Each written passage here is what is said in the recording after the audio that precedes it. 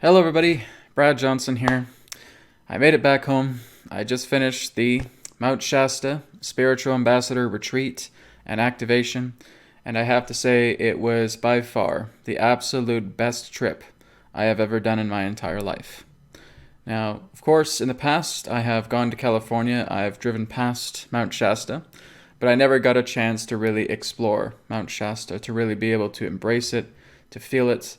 And just getting back today, after about 9 or 10 days in Mount Shasta, I had the most amazing time. I had incredible students, and these were the very first, you could say, quote unquote, North American students that became certified spirit ambassadors. And of course, it's going to lead me into a couple of announcements that I'm going to do here shortly as well too. But I really had an incredible experience because Mount Shasta is so incredibly magical. You can see here with my face, I was out in the sun quite a bit. So just really soaking up the sun, taking in all of the energies of Mount Shasta. And of course, we all know the magical stories of Mount Shasta. So many people who have been there have had incredible stories, incredible encounters. They have had magical journeys. As soon as they set their eyes upon this very beautiful mountain. And I even got some photos here as well too. I actually just pulled over the road here because I was seeing Mount Shasta. I said, you know what, I got to pull over. I got to take out my camera. I wanted to get a good shot of Mount Shasta. It was just so beautiful. As soon as I laid my eyes on it, I was just mystified. So I took a picture here just on the side of the road looking on Mount Shasta. It was a perfect day. This was down one of the waterfalls. I'm not too sure if I remember the name, but this is all of the students that were, I think most of them are. There's a couple people who are just onlookers in that way. But most of my students are here, and we were just enjoying the waterfall. People were diving in. I was just kind of sitting on the rock like a monk, really.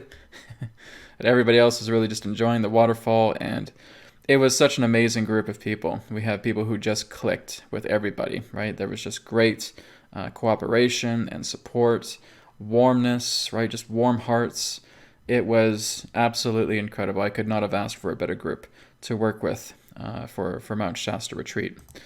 And of course, there's another shot of one of the beautiful waterfalls as well too. We actually had to go down railroad tracks. We had to walk for about a mile, and then we came to this absolutely beautiful waterfall, and it was majestic and beautiful and gorgeous. And I just fell in love with everything that Mount Shasta was all about, the surrounding sites. But regarding one of the announcements is that coming in late October, I'm going to be creating the Spirit Ambassador Classroom through Patreon. So right now, the New Earth Teachings Patreon has an online classroom on Mondays. But come the end of October, and I'm doing the end of October because I got 3 more trips to go. So in a few more days, I'm going to be going to Oaks, Pennsylvania to do the Empowered Light Expo. I don't really have the graphic here, but you guys have seen it through the Friday webcast. So I'll be there doing the Friday evening Adronis event called the Golden Age 2037-2038. And of course, I will be doing Spirit Ambassador Classroom on Saturday and Sunday, kind of like a weekend edition of that. So that is going to be happening as well too in Oaks, Pennsylvania, and that's between September 6th and September 8th. After that, a few days later will pass, and I will be going to South Africa, and I will be doing channeling work with the Adronis. There's no Spirit Ambassador work in South Africa, but I will be channeling. I'll be doing some remote time traveling meditations as well too, looking at these ancient sites in the past as well too. So I'll be there for 2.5 weeks doing the cosmic tour to South Africa with Michael Tallinger as well too. And then after that, a few days will pass, and then I go to Japan. And I'm in Japan for about 2.5 weeks as well too. And there I'm doing Spirit Ambassador retreats. I've actually had graduates from last year who were Spirit Ambassadors. In fact, my first students were Japanese. So the very first Spirit Ambassadors are the Japanese people, my Japanese students, and they too are absolutely wonderful. And I'm looking forward to new students that will be coming when I go to Japan as well too. Plus, I'm going to be promoting my book over there. It's called Adronis, the Sixth Density Messenger. It's all in Japanese, so I'll be promoting that as well too. So those are, again, just some simple announcements. But again, like I said, at the end of October this year, not next, right? The end of October this year, I will be opening up the Spirit Ambassador online classroom. And so I will be making that available to 200 students. Okay, so when we go to Patreon, there will be a 200 student limit, and this is where I'll be focusing a lot of my energies. I will be retiring all of the private sessions. All of the sessions that you see on New Earth Teachings will be retiring before the end of the new year, so around the time of Christmas, because I'm going to be focusing now on doing student and teacher work. Because when I was in Mount Shasta, I saw how powerful everybody was becoming. I was seeing how they were really taking in the spirit codes, how they were actually developing their connection with spirit, and seeing them grow right before my eyes was the most magnificent thing I've ever seen. I've loved doing my sessions. I've enjoyed working with clients in that way. But what I saw in Mount Shasta and how I see how the work that I'm sharing through spirit is affecting people and how it's made them into incredible people, that's greater than private sessions. That's greater than just working with clients. I want to teach you guys exactly how you can work directly with spirit, because now my students are able to do incredible things. They're able to instantly heal themselves. They're able to call upon spirit. They're able to shift their environment. They're able to create vortexes. They're able to contact other beings. The list goes on, right? They now have the realization that the universe is the limit rather than the sky. And this is what I want to teach to everybody. As many people as I can, as I can handle as well too. But I will again be putting that together at the end of October for 200 students, and that will be again a lot of my focus and a lot of my time. And of course, creating the healing code cards, getting the printed versions out, and doing a lot of work with that as well too. And of course, events. So events, healing code cards, student classes with the Spirit Ambassador classroom. I'll still be on Fridays doing the New Earth Teachings webcast as well for everybody else as well too. But this is really where my direction is. It feels like it's teacher-student time, and that's where I want to put a lot of my energies. So my private sessions will be available up until the end of the year. So that's probably your best time to contact me and start booking. Like I said, right now it's a bit tricky because I do have some trips that I'm going on, but I'll be doing some sessions in between the trips as well too. So drop me an email if you need to, or just go to the website, newearthteachings.com, and you can go to the contact page as well. But again, as I wanted to talk about more about Mount Shasta, because so much has happened, guys. I could be on here for like an hour and a half, telling you all the incredible things that happened in Mount Shasta. Okay, I had encounters with Mantis beings. So that too was very, very interesting. It actually happened at 3 o'clock in the morning. I was sleeping, and all of a sudden I woke up, and I was hearing like this. It's almost like if you have like a rattle, if this was like a rattle here, and you tipped it upside down, and you hear that kind of crashing, that fountain of sound that comes through, like a rattling energy. And I just kind of tuned into it, and I said, oh, there's a mantis being in here. There's like a 7-foot tall mantis being, because I didn't see him, but I heard him. I saw him within, but I could feel his energy in that sense. But he really didn't feel too welcoming. It felt like he was kind of a surveyor, a person who wanted to kind of experiment and just look and tweak around in that sense, not really asking any forms of permissions, not really being warm and welcoming in that way. And that's the feeling I got from the mantis being. So again, I connected with Spirit, and I just told Spirit to completely banish any unwelcome energies within my space, especially about 3:30 in the morning. When I was just exhausted. The funny thing was when I first heard that sound, like that swishing, crashing, kind of rattling sound, I just picked up my other pillow and I was like swatting. I thought a big bug flew in my room or something like that. But there was nothing of the case, and it kept going. That sound just kept repeating itself. It was really, really loud, right? So there was this gigantic mantis being in the room, and again, it was kind of like a surveying scientist, the best way I could put it. So again, Spirit banished the entity from the space, and shortly after that happened, it almost felt like something hit the window, almost like as if you were to take a small cardboard box and just chuck it at a person's window and hear it hit. Well, that's exactly what happened, right? So I felt, okay, I feel like there's maybe more of them outside. That again, this just does not feel very welcoming. So again, connected with Spirit and just brought my angels in as well too, and just cleared the entire space. So that was quite an interesting experience. It was actually just, again, a couple of nights before I was going to leave. I was in the front room. I was checking over emails as well, too. And all of a sudden, I heard the clicking right? A clicking sound in that way. And that too felt like another mantis being. So I was looking at it again, or feeling it again, and then just saying, okay, I'm going to banish the space. So I did that again, and I also just had the intuition to look into portals inside the house. And so this Airbnb that I was staying in, through what Spirit was telling me, had 2 portals contained inside the house, which means whoever the owner was, because I never got to meet the owner, she had these mantis beings coming in, and there were open portals. So there was one downstairs in the front room, and then there was the other one upstairs in the bedroom right next to the bed. So there's 2 of these mantis portals that were there. And so using spirit codes, I was able to seal the portals up. And for the next couple of nights that I was there were no more disturbances. They were completely gone. But that was very, very, very, very unusual, right? I've connected with mantis beings with people when I've done sessions with them before as well, too.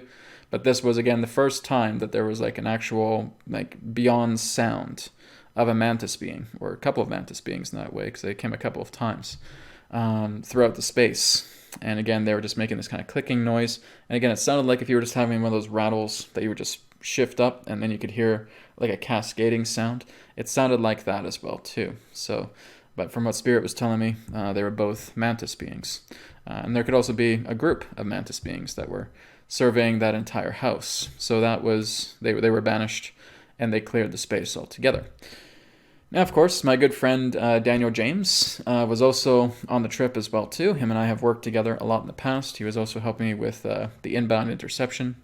So he was our videographer, and he was also a student for the trip as well, too. And he was telling me about his experiences him and another student had with Sasquatch.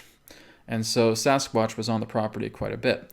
And of course, they were able to make contact with the Sasquatch. A lot of it involved, from what Daniel was talking about, is kind of like cupping your hands and making a sound like this, and then kind of like blowing into it. I'm not too sure if I can do it, but I can't do it. But he did it very, very well. But using that particular type of communication, that's exactly how Sasquatch can communicate. It's kind of like a Sasquatch Morse code in that particular way. So him and one of our students was out about 12:30, 1 o'clock in the morning, and attempting to make contact with Sasquatch. And Sasquatch was actually able to eat some potato chips. One of the offerings from Daniel and the student was potato chips. And so they grabbed that. They refused a lot of other things. I think that was chocolate or something of the nature. But they ate potato chips. So guys, here's a clue for you. Sasquatches like potato chips. Right? He was also telling me about some other particular types of evidence that he found as well too. Basically, he would see like a gigantic pine cone stripped of all of its, I guess you could say, I don't know if it's called needles, or basically around the ends of the pine cone were stripped all out and laid flat upon the ground. So the entire pine cone was just stripped of all of its pine cone ends, or again, I don't really know the name of it either. But that was there as well too. They also had like a type of petrified stone as well too that almost looked like a Sasquatch foot. It was quite interesting. He was showing that to me as well too. Other people had amazing encounters as well too, but part of the class, we also had a vortex created in the backyard. So I was teaching people how to create a vortex in the backyard. And what we did is we had a multitude of different people's preferences, and they were able to create this incredibly powerful vortex in the backyard where our class was being held. And I was able to create what's known as a Christed Merkaba light field and put this vortex down, and I could just feel it in inner vision. It was like just a gigantic pillar of light, and the diameter was probably about 50, 60 feet in diameter after it was created. And so I was teaching people how to create a vortex. Actually, the first thing I did when I got home was, again, to create a vortex in my space, because I haven't done that before. I've created, small aspects of codes around my place, on my desk, and all that. But I just had that feeling, so, okay, well, I created a vortex in Mount Shasta. I want to create a vortex here in the house as soon as I get in the door. So I did that. So there's 4 stickers around my place right now, north, east, south, west, all aligning to the cardinal directions. And now Christed Merkaba light and ultraviolet blue light, blue healing light, is also contained inside this space. And as soon as it was activated, I was just getting a rush. I was getting high off of the vortex energy inside my space. But of course, an interesting thing, when I created the vortex in Mount Shasta, at our place in our backyard, eagles were everywhere. Eagles were flying over. They were circling the entire vortex. There were hawks coming over. They were circling the entire vortex. We had little birds like quails that were coming in, like entire families of quails were coming in. The entire space was filled with dragonflies. The vortex was so rich and it was so powerful. Spirit made a powerful one just through my own commands to bring this vortex in. Now, of course, a couple days afterwards, a black helicopter flew over. Okay, so it wasn't like a Chinook, military chopper or anything of that nature. It was basically just like a black surveying kind of commercial-looking helicopter, and it just flew over our entire property. It was kind of slow, moving around our property, but it could sense that there was a vortex here, and so it flew over. After that, I didn't see another one. One of my other students said it came a couple times before when I wasn't there as well too. But after that one day where I noticed it, it didn't come back again. So this is where I was teaching my students, if you guys do create a vortex, don't create one too gigantic, too big, because that could alert quote-unquote agencies, authorities in that way. And you could have black helicopters coming around your place. So if you do create a vortex, as I was telling my students, then you should just make it about the circumference of your house, of a bedroom, or anything of that nature.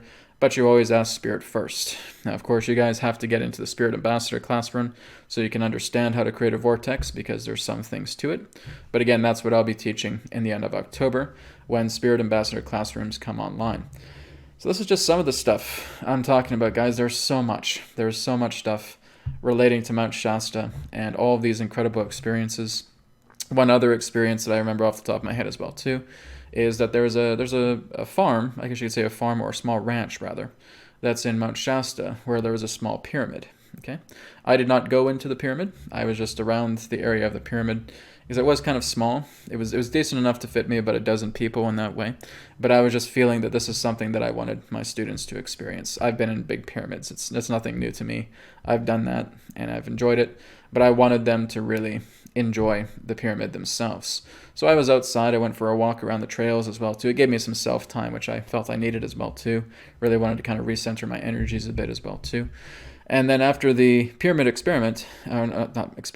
pyramid experience, about 2 hours later, we wrapped up, and one of the students lost a choker chain, a golden choker chain around her neck, and she was not too sure where it was. And so we did some pendulum dowsing as well too to discover it, and I was being told it was in the van that she came with. Of course, we searched all over the place. We could not find it, and she was very, very disappointed. It was a gift from her husband. But as soon as we got to the porch and she was there, all of a sudden she turned left, and the necklace was right on the ground. Now, the interesting thing is that the necklace was not there before, because I searched that entire area. Several of us searched that entire area. There is no necklace anywhere on the porch. But as soon as she felt like it was a defeat, like she fully lost the necklace, she turned her head to the left. All of a sudden, it appeared right on the ground, and Spirit brought it back to her. So this again is the idea about what working with Spirit does. Spirit will work with you. Spirit will help you. If you know that there's a great deal of emotional assignment, a feeling of loss relating to something that you know you hold very, very precious, just at that moment where you feel that there was defeat, it comes right back. Now, I can also testify, because this pendulum that I use quite often, right? This was the pendulum that actually made the 2037 prediction, okay, when I was starting to speak to Spirit through it. But I actually lost this pendulum when I was in Mount Shasta. I was at dinner, and I thought for sure that I had the pendulum on me, and it was nowhere to be found. I even went back to the restaurant to see if I left it on the table or if they had it lost and found.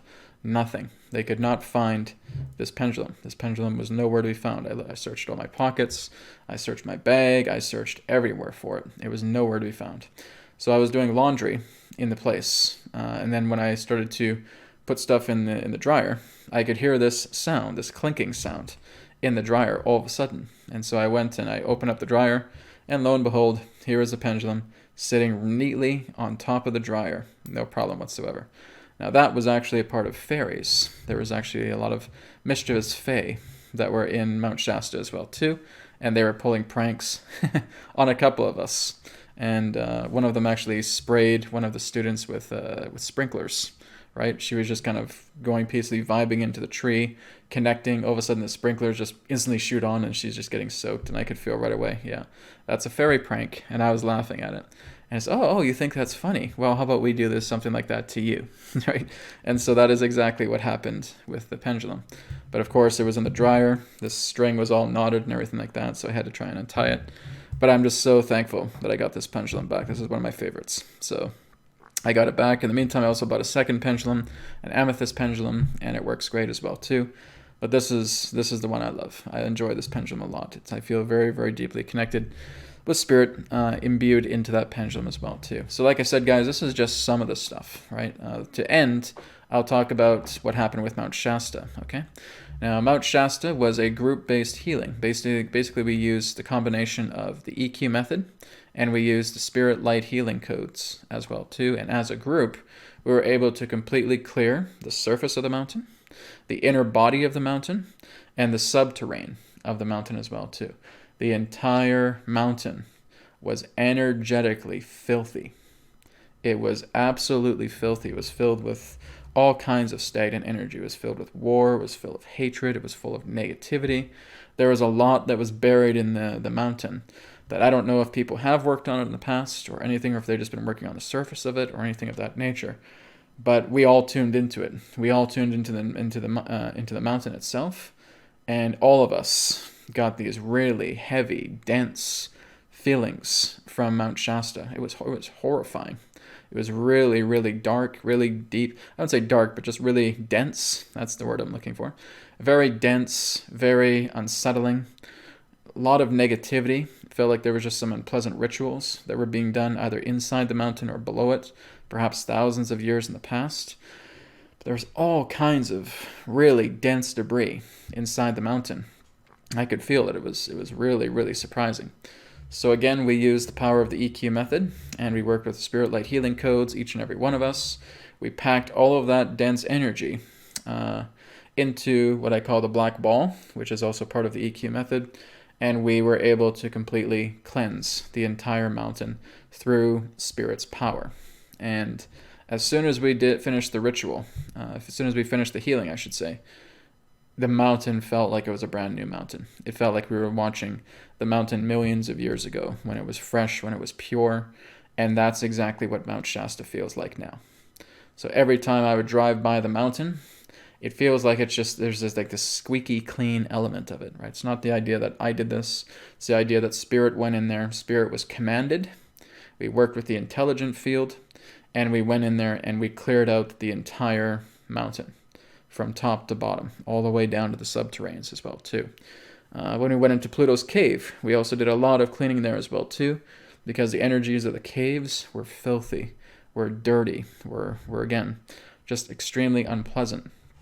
Again, me and my students went in there, we cleared it all out with spirit codes, and then Pluto's caves were feeling great again. We were feeling a lot of Telosian and Lemurian energy in one of the bigger caves as well too.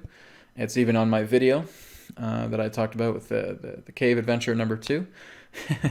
And I know I got some feedback from people as well too, saying, oh, Brad, we're happy that you make the sacrifice for us for your YouTube videos. Guys, I was joking. It's okay. I don't feel I'm sacrificing myself for you guys. But even if I did, sure. But that's not it. I was just teasing with you guys. You can see I was kind of laughing in the background when I was mentioning that. So, yes, no, I don't think I sacrifice everything for you guys. But like I said, I would if it came down to that. No, but I was playing around. I was really enjoying the caves. I had a great time in those caves as well too. All right, there's some very, very dusty areas in the caves as well too. When I was in the lava tubes, there were some tight squeezes as well too, and it was pitch black, and sometimes the Light wouldn't be enough, so I'd be tripping over some things as well too. But it was an incredible adventure. I wanted you guys to be there, not because I wanted to quote unquote sacrifice, but I wanted to take you guys on the journey as well too. I wanted you guys to experience what I experience when I'm going on these trips. And sometimes it's just so amazing I forget that I have a camera at my disposal and being able to film all these things because I am just so blown away. Like the lava tubes were gorgeous. Pluto's cave was beautiful as well too. Clearing all those caves as well too was amazing. Guys, this was, again, the most beautiful, amazing, incredible trip I have ever been on. And again, I'm still not finished. I have so much more to tell you guys about Mount Shasta, but I think I'm going to leave it at this part right now.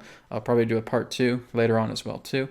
But there is so much that took place just those 10 days relating to Mount Shasta that shows how mystical, how incredible, how spiritually powerful that mountain is, and seeing exactly how timelines had shifted based upon Spirit's work upon Mount Shasta, where we were just being the facilitators, me and 15 other students were there holding this space, all of us feeling the same thing, all of us feeling this incredible shift, this incredible acceleration of energies that was coming upon the planet. And so there's going to be a lot of energies on a very loving, positive level that is going to continue to shower around Mount Shasta, and that's going to continue to shower across the entire West Coast. And of course, the crown chakra of Mount Shasta is now purer than it's ever been, and it's all thanks to Spirit for that.